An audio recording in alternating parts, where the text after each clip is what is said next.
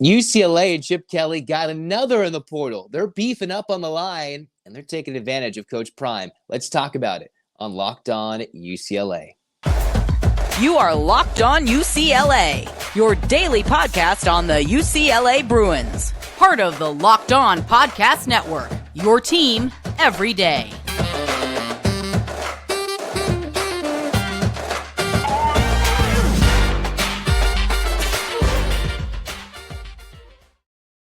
Welcome, everybody, to the Locked On UCLA podcast. It's Zach Anderson-Yoxsimer, once again joined by Max Kelton. Thanks for making this your first listen every day. It's free wherever you get your podcast, and it's available on YouTube. So download, subscribe, like this channel. It will help us. Thank you for your support. And thanks for being an everyday listener, because we've got content just about every day whenever news breaks, as much as possible. The Bruins, they got another guy in the portal, Max. Jake Wiley, coming from Colorado, a 6'6" offensive line get. Of course, over the weekend, UCLA had 2 offensive linemen drafted. They're losing 3 starting offensive linemen. I've been reading Sam Carlin's article on the All Bruins fan site about how all the guys in spring practice for the offensive line have not been able to practice. There's been no Kunta sighting. They've been waiting for Holstedge to come in injury-wise. So they needed somebody in the portal, and now they finally go out and get a last-minute get for the offensive line. Yeah, and I like this pickup. You know, Colorado hasn't been that staple program that it once was. But, you know, with Deion Sanders coming in and shuffling things up, I think it has a lot of eyes on that program in the spring practices and spring games. And this is a guy who has the talent to play at the next level. So I like this pickup. And by the way, it's filling a role on the offensive line that the Bruins sorely need. They need that production and that protection on the O-line. So I really like this pickup for Chip Kelly, the 16th transfer that the Bruins pick up this offseason. Yeah, the 6 within the conference. Isn't that remarkable? You get a couple or 1 or 2 from SC, 1 from Oregon, 1 or 2 from Oregon. The Cal transfer, you get this one from Colorado. And while it's all the glitz and glamour out in Boulder, how many guys have transferred in and out of Colorado already? There's been quite a few, maybe not as many as I think. But I talked about this last Thursday. Hey, can UCLA take advantage, one, of the guys coming in and out? I know some skill positions may not be up to standard for what Chip Kelly wants, but you got a guy who can certainly come in and immediately, as you mentioned, plug that hole as a starting offensive lineman, especially if guys are already hurt. He can come in with some vast experience, and you can never have enough offensive linemen from top to bottom, regardless of what string, what part of the depth chart they're on. Jake Wiley will look to be someone who fills, as we mentioned, that role and become an important piece. Is there anybody else from Colorado we can get? I've already talked about it a little bit, but here is UCLA just grabbing, hey, we need an offensive lineman, let's go get him. Yeah, you know, I think that might be the case here, but I like Wiley, just a 3-star player coming out of high school, has a couple of years of eligibility left, right? And again, this is a position that you can never have too much depth at linemen. Seemingly every year, 1 or 2 guys go down with an injury, whether it's with the Bruins or elsewhere. You know, 1 or 2 guys go down with an injury, and you need to plug and play. So whether Wiley is an everyday starting guy or whether he comes off the bench and provides some depth, I like the pickup. You can never have too much depth at this position in particular, and he has a couple more years. I don't see him leaving next year unless he's really able to produce. So again, this is a guy who was recruited by 5 other Pac-12 schools out of high school, and a solid get for Chip Kelly. Just to once again beef up that line.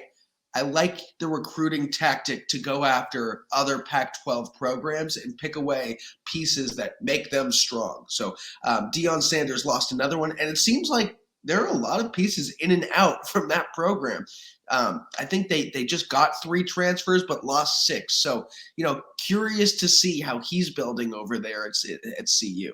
Yeah, it's like 3 in, 6 out every day, it seems like, from Boulder. About over 50 guys hit the portal from last year's team, even guys who hadn't even been on the team for Deion Sanders. I talked about this again last week, but we can touch on it again here, Max. At some point, Chip Kelly is showing, hey, if I'm going after you in the portal, I know it because I want you. Whereas Coach Prime, he's trying to force the old regime out, say, all right, we're not good enough, let's get these guys out. But even some of the guys he's brought in have realized, wait, I don't know if I even cut this, whether it's from Jackson State or someone coming over from Michigan who I think UCLA should target. The Bruins have truly owned the transfer portal. Maybe they're not number one overall in the portal rankings, but everybody Chip Kelly seems to grab and go after. He's got a reason, a plan, and uses it to perfection. And not to mention, this is a position where they lost 3 starting offensive linemen last season. You look at Raekwon O'Neal, Antonio Mafi, and John Mafi, and John Gaines II. So those guys are gone, and immediately once Wiley announced that he was transferring, he got offers from the likes of Cal, Duke, Cincinnati too. So clearly he likes what the Bruins are building here. He likes the relationship he has with Chip Kelly, and it looks like he's really excited to join this program and get to work. Yeah, we saw this commitment actually happen yesterday before I posted the episode, and it took all day, and then Wiley finally announced UCLA, according to the Bruin Report Online, hosted 2 players secretly over the weekend, but it was Wiley who comes in, commits, and I think I had seen it a week prior that they had offered him. He went to the portal April 26th. It was just a matter of time. UCLA says, oh, there's an offensive lineman. I'm going to get him.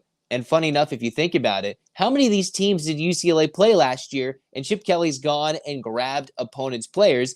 And the only guy they lost in the spring portal was a scout team linebacker. So they have some positions available to fill. They didn't lose too many impact players to the portal. They all graduated or went to the NFL draft running out of eligibility. So overall, it's looking nicely. Despite all the haterade Chip Kelly gets, even what I was giving him at the end of the season, UCLA is proving themselves, hey, we're not losing a lot of guys, and we're building a program that looks promising heading into the last year of Pac-12 play. While they may not be an instant contender this year, they should have a good team, or with some youthful tendencies. We'll see who wins the quarterbacking job.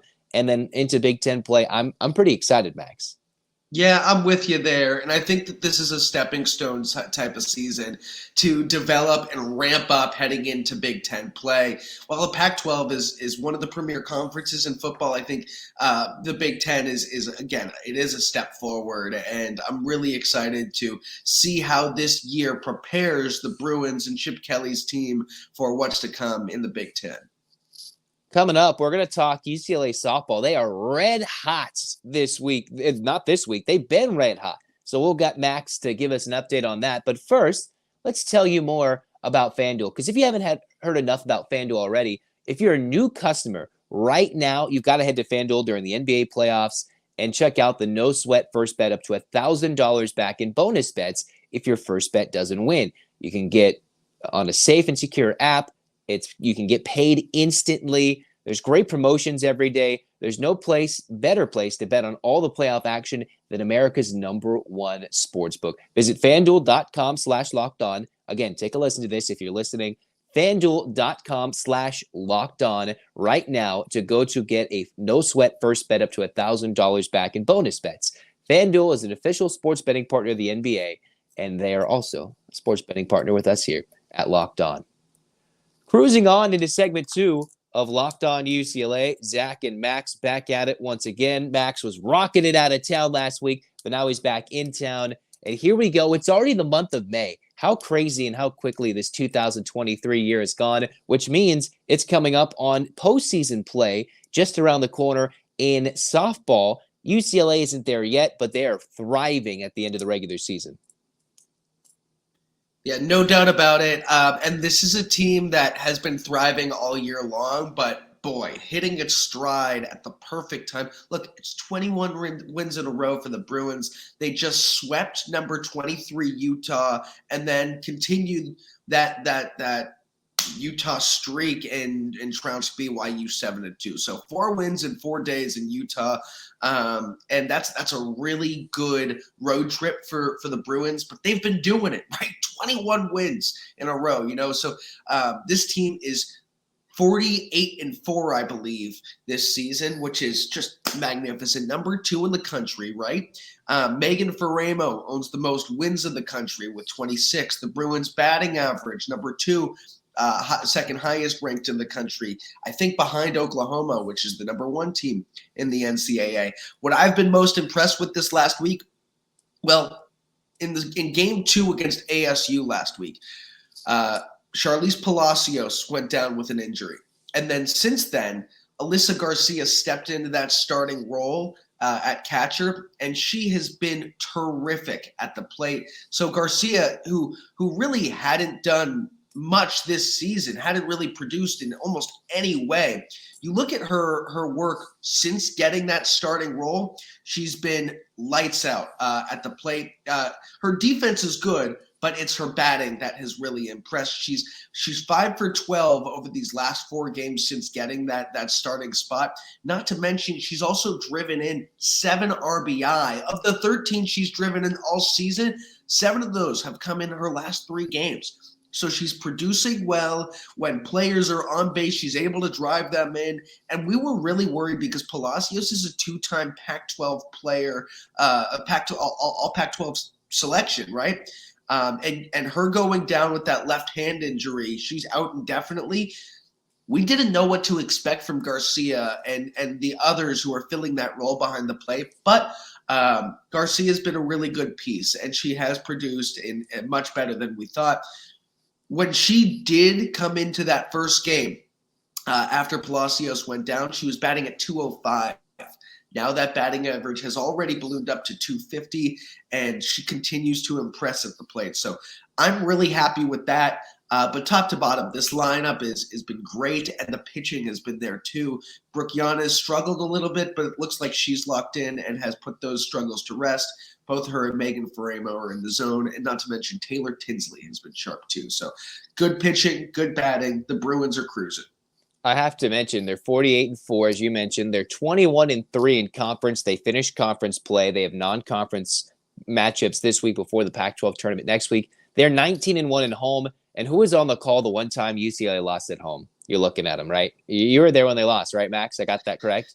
Yeah, well, they were playing number 8 Washington. That's a really good Washington team. I don't need any excuses. There's no excuses.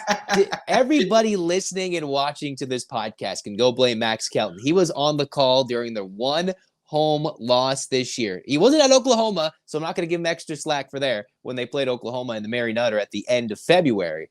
But for Max, he is the one that was on the call at Easton Stadium when they lost their only home game this year. But all jokes aside, they have been red hot, 21 wins in a row. They only have 2 more home games left this year in the regular season.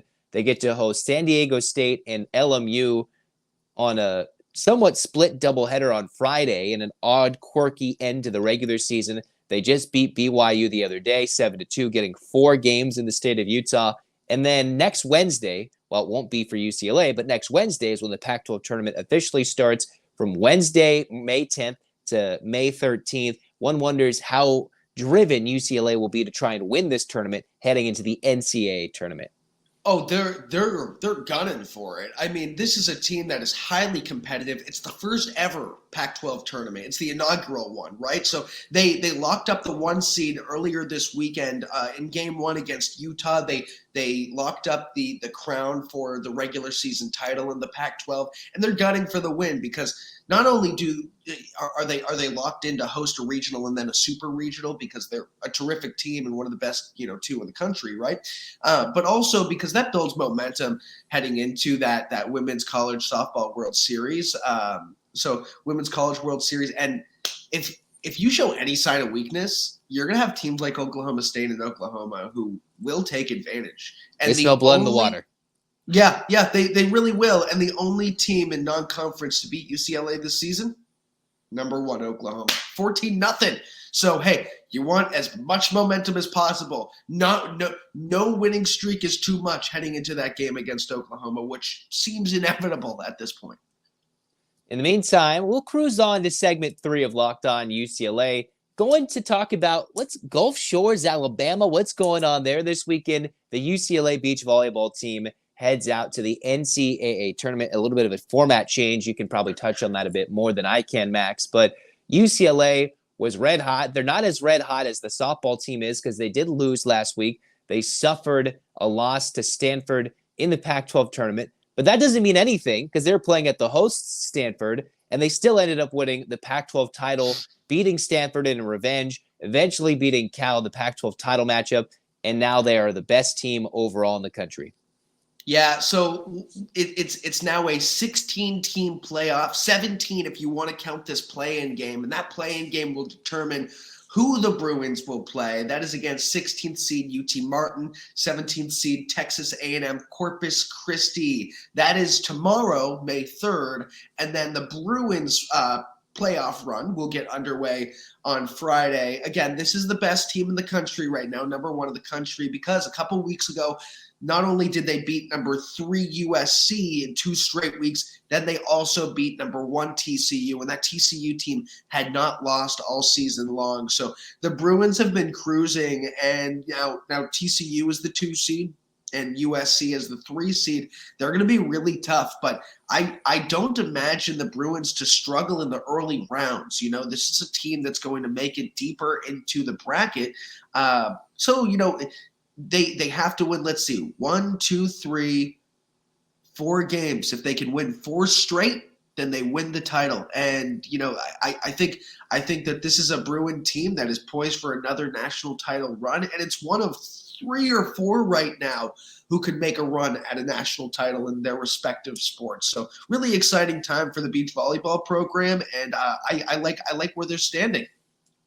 And the other thing you can't forget, they also beat USC last week. It helps that when they won the Pac-12 tournament, they avenged the loss to Stanford on the way to the Pac-12 title in the tournament. And now here they are. What used to be the NCAA tournament in beach volleyball was they had a much smaller field. I think 8 initially, and then they slowly been expanding. And it was double elimination format where you'd have a chance to lose, come back, and work your way through a lot of games, just like the Pac-12 tournament is. A lot of matchups and earn your way back into the final round. The difference is they've now scrapped that. Even to a couple months ago, I was still thinking it was double elimination, but that format is now scrapped, and single elimination format puts a lot of stress on each individual matchup. You can't just no-show despite being tired all week long. Yeah, you're right. And you look at this Bruin team and who they're playing in the second round. If and when I would expect them to beat the lowest 16, 17, but if and when they make it into the second round, they'll either play Long Beach State or Cal, and both of those were 5-0 wins earlier on in the season, and then UCLA just beat Cal 3-0 in the Pac-12 championship. So this team is in a really good spot in the bracket right now. I think it really likes its matchups. So I like where they sit. I like their lie, and frankly, I think that they have as good of a run as anybody to run into the national title, because they won't face a USC or a TCU until that national championship. And I think it's really crucial to see, if you look at the top half of the bracket, who's going to stop them. Right now, the Bruins are, of course, as the number 1 seed, the favorite, but they just match up so well against their lay. It's important to note that UCLA and SC generally have dominated this event since its inception. But, we'll see how it plays out. I was watching it last year, this tournament, and there are a couple more upsets than usual. So this isn't necessarily the top dog always win unless it's a UCLA SC combo, one of those two, right? And then now that the SEC schools, the other schools are like, wait a minute, we can get a beach volleyball program. Yeah. We can just throw some sand. And it's becoming a more popular sport. I wouldn't be surprised if in the future this can eventually expand to a 64-team tournament. I'm not sure how they'll host 64 teams in Gulf Shores, or if it goes regional and then they go to Gulf Shores. But that's where the popularity of this sport is going. And it's nice to see UCLA dominating it. You just wonder, how is it going to be affected by the Big Ten move, just like all those other sports? Yet here they are dominating, en route potentially to another national championship year for UCLA athletics. Yeah, and I think the one team that you're a little worried about is Florida State. Florida State handed the Bruins one of 3 losses earlier in the year. They're the number 4 team in the country. They are on their side of the bracket. They would meet in the semifinal if the chalk were to play, right? But I wouldn't be as concerned about Stanford, who beat them in the Pac-12 championship tournament, because the Bruins had won every other matchup, got that revenge against Stanford. Stanford is in that bottom half of the bracket with USC and TCU. But the one team I'm really paying attention to is FSU. And if Florida State can get that matchup against the Bruins, UCLA will be looking for revenge, and Florida State will have to beat a really good UCLA team that doesn't have too much momentum. And frankly, I think that's something that they're banking on right now. Sometimes, and this is something I'm maybe worried about with softball a little bit, if you haven't lost in a long time, you're due, right? But the Bruins lost about 5 matches ago. So, they don't have too much momentum, and they can make this run right now. And I really like where they are. So keep an eye out. Next couple of matches up until that semifinal, all chalk for the Bruins in my mind. Yeah, you look at who's won this event since 2016. 4 times it's been USC, twice it's been UCLA. There's been no other team to win the beach volleyball national championship. And UCLA would like to get a leg a little closer in that battle against that team across town. And the Bruins haven't been to the final since 21, and they haven't won it since they beat SC in 19. So it's been a few years. They want to get one under their belt. Unfortunately, that ugly side on that other school, they've won back-to-back, and UCLA says, all right, we need to go and win one. And you know what's funny about, not funny, but Gulf Shores this year, next year, and then in a couple years, they're playing this at Huntington Beach Pier. So it's coming to SoCal in the next couple of years. So this is an event that's growing. And if UCLA wins, can get some excitement, it's coming to SoCal. Looking forward, technically hosted by Long Beach State, but Huntington Beach, that would be a big, fun thing. So you guys should start getting excited about this, because the Bruins have been a program that has dominated. They've been generally in the top 3 in this tournament across the country, even with this expansion, every year since 2016. So those are things to keep note of for this team, who we hope, wish, and we don't want to say expect, but want them to win this title as the number 1 overall seed going forward, looking for their 3rd title in this sport specifically. In the meantime, that's going to wrap up Locked On UCLA for Max and I. Become an everyday listener of the podcast. You should go download any episode audio-wise, hit the subscribe button on YouTube. That would thank you for your support, and, become an everyday listener, because tomorrow I saw that debate in the comments. Mick Cronin, Ben Howland, heck, even Steve Alford was thrown in there. What crazy nonsense are you guys talking about in those comments? If you don't know what I'm talking about, go watch the Monday episode, May 1st. Look in the comments and see the debate. We're going to debate, is Cronin heading towards Ben Howland end of tenure territory? I'm not entirely sure, but we'll debate it. What's it going to look like for Mick Cronin in the future, not just this year, but beyond? And what's the excitement or lack thereof for Mick Cronin's head coaching overall career at UCLA, if it's good or bad? We'll debate that tomorrow, and also talk some UCLA baseball, because, they're falling out of the top 25. They're hanging on as a 2 seed. John Savage needs to get his team healthy and ready to go in a trying year, and maybe they can make a run in the tournament. All that and more coming up on tomorrow's Locked On UCLA episode. As always, hands up, Bruins fans. 8 clap time, baby. And 1, 2, 3, 4, 5, 6, 7, 8. UCLA. UCLA. Fight, fight, fight. This has been Locked On UCLA. Go Bruins.